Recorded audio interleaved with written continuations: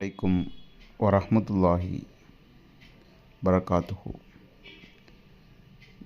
கண்ணியத்துக்குரிய எல்லாம் அல்ல அல்லாஹ்வின் நல்லடியார்களே,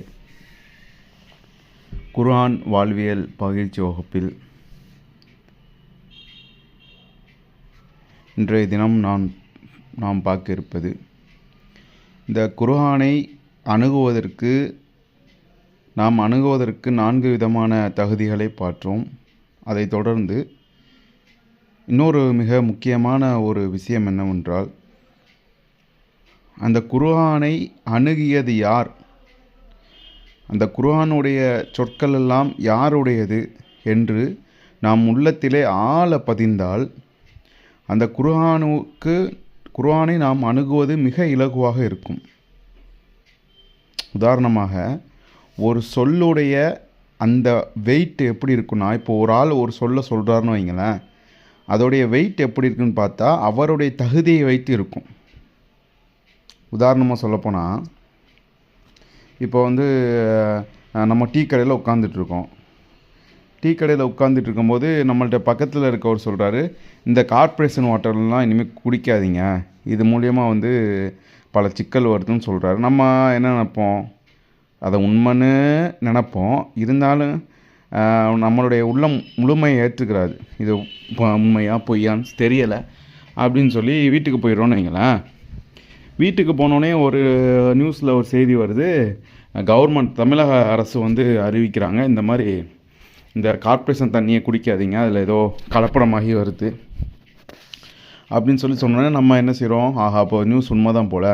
அப்போது இந்த 2 பேர் சொன்னதில் யாருடைய வார்த்தையை நம்ம உண்மை எடுத்துக்கணும், யாருக்கு நம்ம வெயிட் காட்டுறோம்?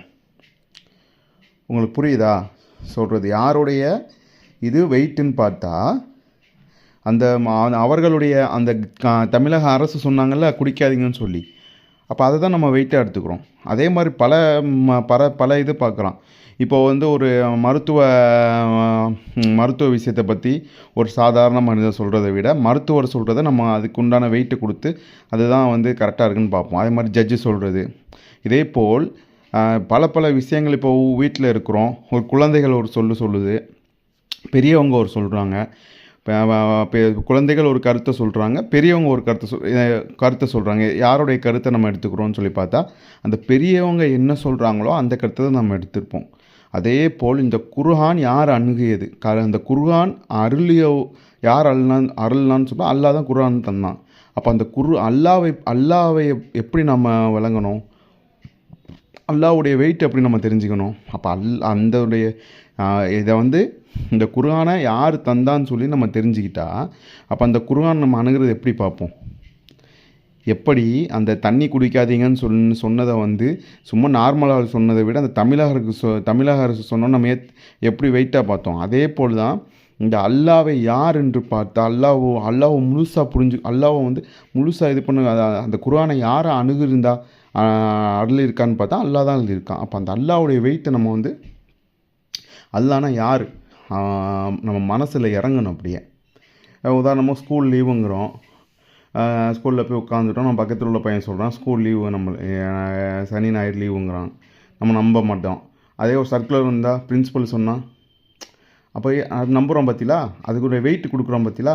அதே போல் அல்லாவை யார் என்று அல்லாவுடைய வெயிட்டை நம்ம உள்ளத்தில் இறக்குனா இந்த குர்ஆனை அருளும்போது படிக்கும்போது எப்படி இருக்கும், அல்லாஹ் தந்தது இந்த உலகத்தை படைத்து, இந்த உலகத்தை எத்தனை உயிரினங்களை படைத்து அதுக்கு உணவளித்து இருக்கக்கூடிய அல்லாஹ், அவன் இறக்கின வசனம், அவன் இறக்கின குர்ஆன் சொல்லி நினச்சா நம்ம அதை அணுகுவதற்கு மிக எளிதாக இருக்கும். நம்ம மிகவும் கவனம் எடுத்து குர்ஆனை படிப்போம். மேலும் நம்ம முந்தைய வகுப்பில் பார்த்தோம்ல, அல்லாஹ் சொல்கிறான்ல, இந்த மலை மீது நம் குர்ஆனை நாம் இறக்கியிருந்தால் அல்லாஹ் சொல்கிறான், நாம் இறக்கியிருந்தால் அது தூள் தூளாக ஆக்கியிருப்போம். அப்போ இறக்கியிருந்தால் என்ன இறக்கியிருந்தா அது வெயிட் கணக்கா? இப்போ நம்ம போய் இருக்கிறோம், ஒரு குர்ஆனை மலை ஒரு 1000 குர்ஆனை வச்சா நொறுங்கிருமா? இல்லை. அல்லாஹ் என்ன சொல்கிறான், நாம் அருளியது யார்? குர்ஆன் அந்த மலை மேலே குர்ஆனை யார் வச்சிருந்தா? அல்லாஹ் வைத்திருந்தாள். அப்போ அதனுடைய வெயிட்டை நம்ம உணர்ந்தே ஆகணும். இப்போ அல்லாஹ் அவ்வளோ வல்லமை படைத்தவன், அவன் அருளிய குர்ஆன் என்று இதுவனிடம் வந்தது அப்படின்ட்டு நம்ம இளங்கன். மேலும் அல்லாஹ் ரப்புல் ஆலமீன் நம்மளுடைய திருமறையில் சொல்கிறான், நாலாவது 32வது அத்தியாயம் 2வது 3வது வசனத்தில் சொல்கிறான், இது இறைவன் அல்லாவிடமிருந்து வந்தது, எந்த சந்தேகமும் இல்லைங்கிறான் அல்லாஹ். இது அல்லாவிடமிருந்து தான் வந்துச்சு, இது எந்த சந்தேகமும் இல்லைன்னு சொல்லி அல்லாஹு ரப்புல் ஆலமீன் சொல்கிறான். மேலும் அல்லாஹு ரப்புல் ஆலமீன் இதில் சொல்கிறான், இன்னும் தொடர்ந்து அல்லாஹ் சொல்கிறான், இதை நபி சுயமான இட்டுக்கட்டி கொண்டவர் என்று சொல்கின்றார்களா? இல்லை, இது நபி ஸல்லல்லாஹு அவங்க சுயமாக சொன்னாங்கன்னு சொல்லி நினைக்கிறாங்களா? இல்லை, இது இறைவனிடமிருந்து வந்த சத்தியமாகுங்கிறான் அல்லாஹ். அல்லாஹ் என்ன சொல்கிறான், இது இறைவனிடமிருந்து வந்த முழுமையான சத்தியங்கிறான் அல்லாஹ். மேலும் அல்லாஹ் ரப்புல் ஆலமீன் தன்னுடைய திருமலை 69வது அத்தியாயம் 38வது வசனத்தில் சொல்கிறான், நீங்கள் பார்க்குறதுல மீது சத்தியமாகவும் பார்க்காத மீது சத்தியமாகங்கிறான் அல்லாஹ். நம்ம பார்க்குறோன்னா பல விஷயங்கள் நம்ம பார்க்குறோம், ஃபேனை பார்க்குறோம், லைட்டை பார்க்குறோம், மனிதர்களை பார்க்குறோம், அதன் மீது சத்தியங்கிறான் அல்லாஹ். சொல்கிறான் நம்ம பார்க்காத விஷயம் எவ்வளவோ இருக்குது, அதன் மீது சத்தியங்கிறான் அல்லாஹ். இது சங்கைக்குரிய தூதரின் சொல்லாகுங்கிறான். சங்கைக்குரிய தூதனை யார்? ஜிப்ரீல் அலைஹிஸ்ஸலாம் தான் வகையை இறக்குவாங்க. அப்போ அல்லாஹ் சொல்கிறான், இது சங்கைக்குரிய தூதரின் சொல்லாகும் சொல்கிறான். மேலும் அல்லாஹ் சொல்கிறான், இது கவிஞனின் சொல்லும் இல்லை. கவிஞன்னா அடிச்சு விடுவாங்கள கவிஞன், அப்படியே அந்த பாட்டெலாம் கேட்குறோம்ல, அப்படியே பார்த்துட்டு எப்படி எழுதியிருக்கான்ப்பா அப்படிம்போம்ல. ஒரு கவிஞனை பற்றி நம்ம வர்ணிக்கிறோம்ல, எப்படி எழுதியிருக்கான் அந்த பாட்டை, எப்படி எழுதியிருக்கான் அந்த கவிதையை, எப்படி எழுதியிருக்கான் அந்த கதையை, அந்த கவிஞன் அருளியது இல்லைங்கிறான் அல்லாஹ். மேலும் அல்லாஹ் சொல்கிறான், இது குறிகாரம் சொல்லும் இல்லை. குறிகாரனை பார்த்துக்கிறோமா இல்லையா? குறி சொல்லுவான்ல, நம்ம இன்றைக்கி ஏமாந்துட்டு இருக்கோமா இல்லை? குறிகாரன்ட்டு போய் எத்தனை நபர்கள் குறிகாரன்ட்டு போனால் கரெக்டாக சொல்கிறான்ப்பா. என்ன சொல்லுவான்? நம்மள்ட்ட எல்லா மனிதர்கள்ட்டையும் எது பொதுவாக இருக்குன்னு பார்ப்பான். அதை பார்த்தா உங்கள்கிட்ட இருக்கும்மா, ஆமாம் அப்போ இதெல்லாம் நம்மள்ட்ட இருக்க. உதாரணமாக நான் சொல்லப்போனால், இப்போ உங்கள் வீட்டில் பிரச்சனை இருக்குது அப்படிம்மா. அப்போ வீட்டில் பிரச்சனை இல்லாத வீடு எது இருக்குது? ஆமாம் கரெக்டாக சொல்கிறாரப்பா. அந்த மக்களுடைய இதெல்லாம் இப்போ அந்த பிரச்சனைலாம் எடுப்பானோ, நடுநிலையாக இருக்க பிரச்சனைலாம் சொல்லி அவங்கள்ட்ட சொல்லுவோம், உனக்கு அப்படி இருக்குது அப்படி இருக்குது, அவன் கரெக்டாக இருக்குமா, இன்னும் 2 வருஷத்தில் நீ எங்கேயோ போகிறாம்மா. அப்படியே இருந்தாங்க 1000 ரூபா எப்படிங்க கொடுத்துட்டு வந்து 2 வருஷம் கழித்து பார்ப்பான், அட எங்கேயோ போகிறான்னா அங்கே தானேப்பான்னு நிற்கிறேன். அப்போது இந்த குறிகாரனை பற்றி குறிகாரங்க அப்படி தான் இருப்பாங்க, குறிகாரங்கள் குறி பார்ப்பாங்களே. அப்போ அல்லாஹ் சொல்கிறான், இது குறிகாரன் சொல்லும் இல்லை அப்படிங்கிறான் அல்லாஹ். அடுத்தது அல்லாஹ் சொல்கிறான், வரிசையாக சொல்லிட்டு வரான், இது அல்லாவிடமிருந்து வந்தது. அல்லாஹ் சொல்கிறான், இந்த முஹம்மது, அடுத்தது அல்லாஹ் சொல்கிறான், இந்த முஹம்மது நாம் சொல்லாததை இட்டுக்கட்டி இருந்தால், அல்லாஹ் சொல்கிறான் பாருங்கள், இந்த குர்ஆன் நான் அருள்னது, இந்த குர்ஆனில், ஏன்னா ரசூல்லா சொல்ல தானே நம்ம அந்த குர்ஆன் ஆச்சு. அந்த முஹம்மது நாம் சொல்லாததை இட்டுக்கட்டி இருந்தால் நாம் அவரை வலது கரத்தால் தண்டித்திருப்போம்னு அல்லாஹ். மேலும் அல்லாஹ் சொல்கிறான், அவரது நாடி நரம்பை துண்டித்திருப்போம். இவ்வளோ பெரிய கடினமான ஒரு விஷயம் சொல்கிறான் பாருங்க அல்லாஹ். இது அல்லாஹ்ட்ட இருந்தாப்பா வந்தது. இது கவிஞன் இல்லை, குறிகாரம் இல்லை, யாரும் சொல்லலை. ஏன் நபி நான் சொன்னதும் சொல்லியிருக்காங்க, அவங்க இட்டுக்கட்டி இதில் எதையும் சொல்லவில்லை. சொல்லியிருந்தால் அவங்க தண்டித்து இருப்போம் அப்படிங்கிறான். அதை யாரும் தடுக்க முடியாதுங்கிறான். யார் தடுக்க முடியும்? அல்லாஹ் தண்டிச்சா யார் தடுக்க முடியும்? அல்லாஹ் சொல்கிறான், அதை யாரும் தடுக்கவே முடியாதுங்கிறான். அப்போது இந்த மாதிரி குர்ஆன் வசனங்கள் அல்லாஹ் ரப்புல் ஆலமீன் சொல்கிறான். இந்த குர்ஆனை பற்றி நான் தான் அருளியிருக்கேன், நீங்கள் எந்த சந்தேகமும் படக்கூடாதுங்கிறான் அல்லாஹ். என்னுடைய வேதம் தான் இது, அல்லாஹ் தான் இதை அருளியிருக்கிறான் என்று நாம் முழுமையாக ஏற்றுக்கொள்ள வேண்டும். இன்னும் சொல்லப்போனால் இந்த குர்ஆனில் நிறைய ஆச்சரியமான விஷயங்கள் இருக்குது. உதாரணத்துக்கு பாருங்களேன், அல்லாஹ் 2வது அத்தியாயம் 143 வசனத்தில் சொல்கிறான், உங்களை நாம் நடுநிலை சமுதாயமாக ஆக்கியிருக்கின்றோம் அப்படிங்கிறான். இந்த சிந்திச்சு பார்த்தா இப்போ அல்பக்கராவில் மொத்தம் 286 வசனங்கள் இருக்குது சரியா. 284 பாதியாக பிரித்தோன்னு வைங்களேன், 143 வசனத்தில் அல்லாஹ் இப்படி சொல்லியிருக்கான். கரெக்டாக நடுநிலை சமுதாயங்கிறான். இந்த எண்ணெயை பார்த்தா கரெக்டாக நடுவில் வருது. எப்படி ரசூல்லா அப்படி இருந்தாலும் இல்லையே, ரசூல்லா காலத்தில் எண்ணெய் கிடையாது, நபி காலத்தில் எண்ணெய் கிடையாது. நபி ஸல்லல்லாஹு அலைஹி வஸல்லம் இறந்து 50 ஆண்டுகளுக்கு பிறகு தான் அந்த எண்ணெயை ஹஜ்ஜாஜ் இப்னு யூசுப்னு சொல்லி அவர் இந்த குர்ஆன் இதுக்கெலாம் எண்ணெய் கொடுக்குறாங்க.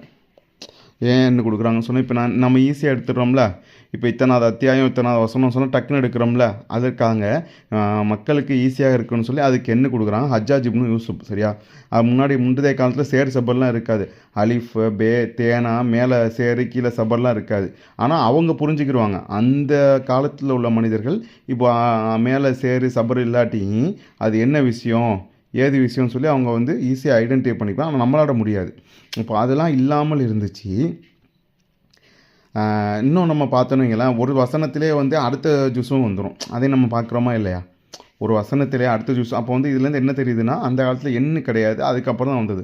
ஆனால் அந்த நடுநிலை சமுதாயம்னு சொல்லி எந்த எண்ணில் வருதுன்னு பார்த்தா அப்படியே சூரா அல் பக்கரால அப்படியே பாதியில் சொல்கிறான் எல்லாம். என்ன வருது அந்த அப்போ இதெல்லாம் சிந்திக்கக்கூடிய, நம்மளுக்கு வந்து இன்னும் மேலும் ஈமானை அதிகரிக்கக்கூடிய விஷயமாக இருக்குது. இந்த சூரா பக்கரால மொத்தம் 2806 வசனம் இருக்குது. 143 இந்த சொல்லிட்டானா இது ஒரு விஷயம். இன்னும் அல்லாஹ் ரப்புல் ஆலமீன் 33வது அத்தியாயம் 4வது வசனத்தில் பார்த்தோன்னு வைங்களேன், அல்லாஹ் சொல்கிறான், எந்த மனிதனுக்கும் 2 உள்ளம் கிடையாது. சரியா? எந்த மனிதனுக்கும் 2 உள்ளம் கிடையாதுன்னு சொல்லிட்டு அல்லாஹ் சொல்கிறான். இன்னும் வந்து மனைவி இருக்காங்கல்ல, மனைவியை வந்து அவங்க தாயாருங்கிறாங்களாம். அது வந்து அப்படி வந்து கிடையாதுங்கிறான்ல. இன்னும் புல்லை வளர்க்குறாங்கல்ல, அவங்க என்ன சொல்கிறாங்கன்னா, தன் வளர்க்கிற பிள்ளையை எடுத்து தன் பிள்ளைங்கிறாங்களாம். எல்லாம் சொல்கிறான், அதுவும் இல்லைங்கிறான், அப்படியும் கிடையாதுங்கிறான்லாம். இப்போது எந்த மனிதனுக்கு 2 உள்ளம் இல்லைன்னு வைங்களேன், அல்லாஹ் சொல்கிறான். அதை சிந்திச்சு பார்த்தோன்னு வைங்களேன், எந்த 2 உள்ளம் கிடையாதுன்னு சிந்திச்சு பார்த்தா அதில் வந்து இஸ்லாமும் இறைமறுப்பும் ஒரு ஆளுக்கு இருக்காது. ஒருவருடைய மனதில் 2 கொள்கை இருக்காது. இஸ்லாமும் இருக்காது, இறைமறுப்பும் இருக்காது. இன்னும் சொல்லுவோம்ல, சூடான ஐஸ்கிரீமே ஜில்லுன்னு இருக்கு, அது எப்படி சூடான ஐஸ்கிரீம் வரும்? அதே மாதிரி தான் வந்து அல்லாஹ் சொல்கிறான், 2 உள்ளே இருக்கவும் முடியாதுங்கிறான் அல்லாஹ். நம்ம உள்ளத்திலேயே 2 இருக்காதுல்ல. சிந்திச்சு பார்த்தோமாக்கு நம்ம ஏதாவது ஒரு இதில் தான் இருப்போம். அதுவும் சரி இதுவும் சரி சொல்ல மாட்டோம்ல. இப்போ ஒரு வண்டிக்கு பெட்ரோல் இருக்குது, அதில் பெட்ரோல் மட்டும் தான் போடணும். இல்லைங்க, பெட்ரோலும் போடலாம் டீசலும் போடணும், என்ன ஆகும் வண்டி? அதே போல் தான் அந்த அல்லாஹ் சொல்கிறான், அந்த மனிதனுக்கு 2 உள்ளம் இருக்குது. சரி, அதுக்கப்புறம் அந்த குரானை ஆராய்ஞ்சு பார்த்தா ரஜூஸ் என்ற ஆணுன்னு வருது. நிசா என்றால் தான் பெண்ணு, ரஜூஸ் என்ற ஆணுன்னு அர்த்தம் வரும். அப்போ அல்லாஹ்க்கு மனிதனுக்கு ஆணுக்கு 2 உள்ளம் இருக்காது, ஆனால் பெண்ணுக்கு எப்படி 2 உள்ளம் இருக்குன்னு சிந்திச்சு பார்த்தா அதுதான் அல்லாஹ் ரப்புல். அதான் பார்த்தா என்ன தெரியுது, பெண்களுடைய கருவில் இருக்கும்போது என்ன ஆயிடுது, பெண்களுக்கு 2 உள்ளம் ஆயிடுதுல. அப்போ பெண்களுக்கு 2 உள்ளம் இருக்க தான் செய்யும். சில சமயங்களில் அவர்கள் கருவுற்று இருக்கும்போது அவர்களுக்கு 2 உள்ளம் இருக்கும், ஆனால் ஆணுக்கு இருக்காது. ஒரு காலமும் ஆணுக்கு இருக்காது. அப்போ இதையும் சிந்திச்சு பார்த்தா அந்த மாதிரி வருது.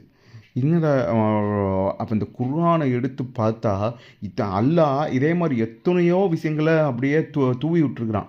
நம்ம பார்க்குறது கம்மி தான்.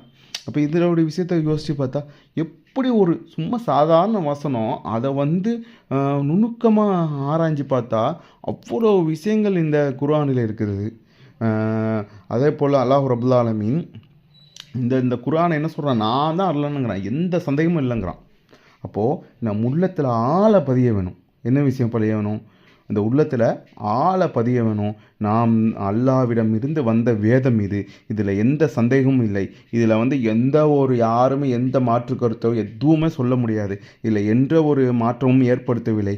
அல்லாஹ் ரப்புல் ஆலமீன் அந்த ரசூலா இருக்கும்போது எப்படி வஹி அறிவித்தாங்களோ அந்த குர்ஆன் தான் இது அப்படியே இருக்குதுன்னு சொல்லி நம் உள்ளத்திலே உணர்ந்து இதை அருளியது அல்லாஹ் மிகப்பெரியவன். அல்லாஹ்வுடைய வெயிட் நம் உள்ளத்தில் இறக்கிட்டு அந்த குர்ஆனை படித்தோன்னு வைங்களேன், மாஷா அல்லாஹ் அவ்வளோ பெரிய அருள் வந்து அதில் கிடைக்கும். இன்னொரு விஷயம் வந்து உஸ்தாத் சொன்னாங்க, 2வது அத்தியாயம் 126, 14வது அத்தியாயம் 35 இது 2க்கும் என்ன வேறுபாடுன்னு சொல்லி கேட்டாங்க. இன்ஷா அல்லாஹ் இதை வந்து அடுத்த வரக்கூடிய வகுப்புகளில் பார்க்கலாம். அஸ்ஸலாமு அலைக்கும் வரஹ்மத்துல்லாஹி வபரகாத்துஹு.